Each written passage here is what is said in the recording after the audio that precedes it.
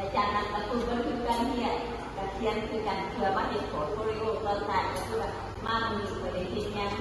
มีประเด็นยังเรียนที่ประเด็นยังมีอย่างนี้เนาะหลังจากที่เขาเรียนแล้วอาจารย์ก็จะบอกว่า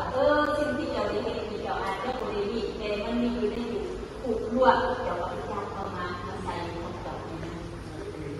จะเป็น